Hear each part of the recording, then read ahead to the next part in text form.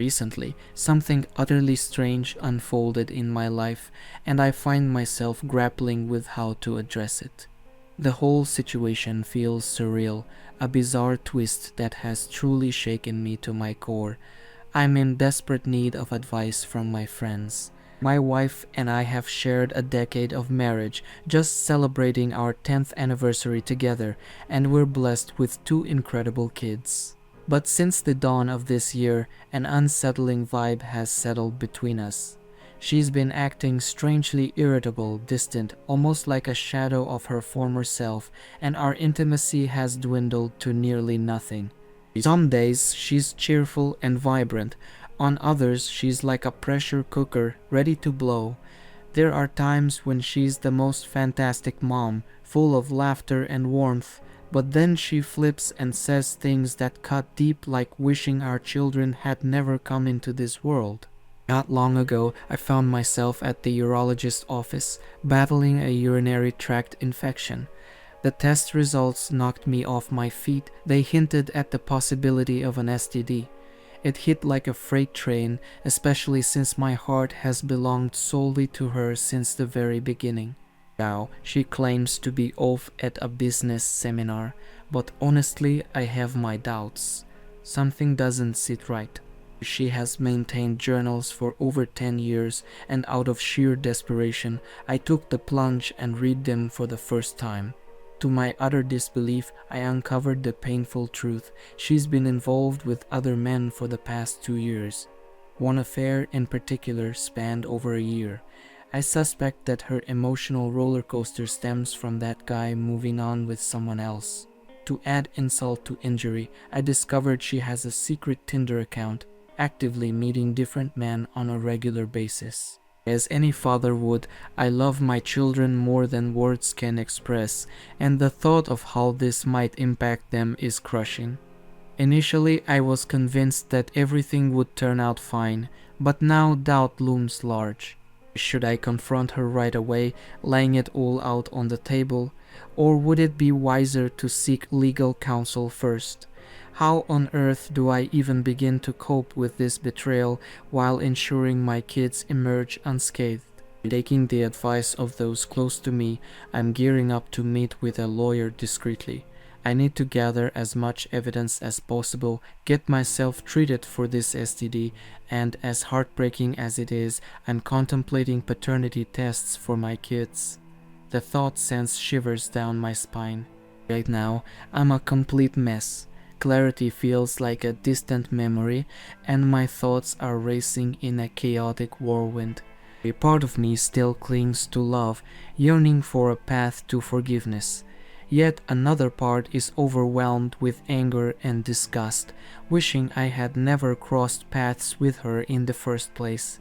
All I truly want is to disappear, to escape this nightmare. Yo, here's the scoop. I stumbled upon my wife's diaries, and let's just say I wasn't ready for the plot twist. Imagine my shock when I discovered she'd been seeing other men for the past 2 years. It was like opening a novel only to find out it was a steamy romance with my wife. As the star, only I wasn't even in the cast. My friends turned into absolute legends during this chaos. They swooped in, helping me find a therapist because talking to myself wasn't quite cutting it, and connecting me with divorce lawyers. They even ensured I got treated for my STD. Talk about a supportive squad. Returning home after a visit to the in-laws felt like walking into a sitcom where everyone forgot the punchline. I couldn't muster a smile, knee-deep in dark thoughts. But then my daughter, sensing something was off, wrapped her little arms around me. That simple hug melted my heart and reminded me of what truly matters. I wept like a toddler who just lost their favorite toy. The first few weeks were a sleepless nightmare. I turned to sleeping pills like they were candy, but I kept forcing myself to exercise, my only lifeline. Whoever said, "Don't give up on exercise, you're my unsung hero, thanks for saving my sanity." When my wife returned, the stress levels skyrocketed.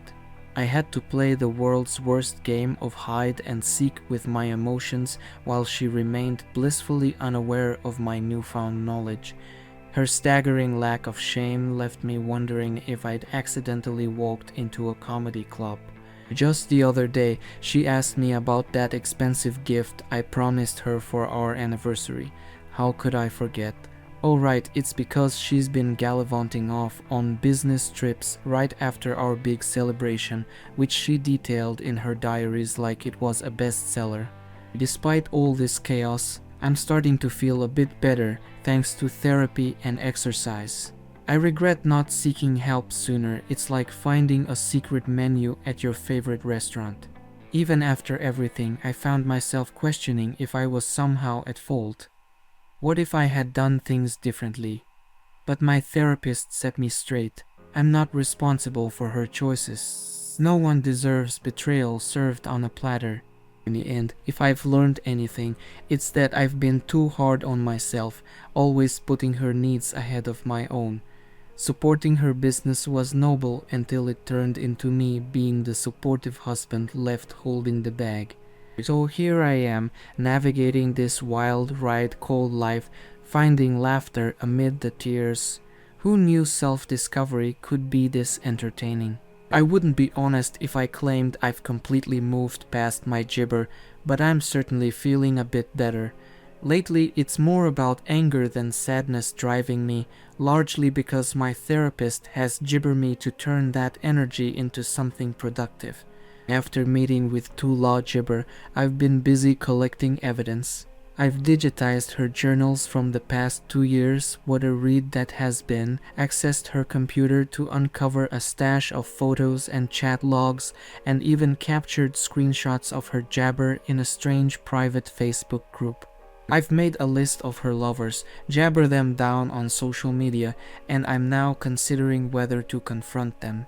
To be honest, some of the things I've come across are so outrageous that I thought I had wandered into a dark novel until I discovered even more jabber on her computer.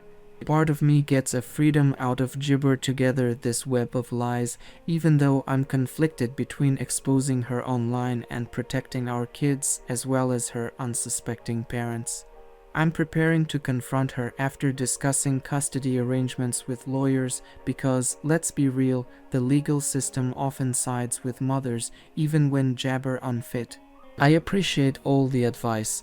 Just a few gibber ago, I felt completely lost, but now I'm starting to climb out of this pit. And you know what? If all of this hadn't happened, Jabber'd still be living my life. She made her gibber, and honestly, I'm ready to move on.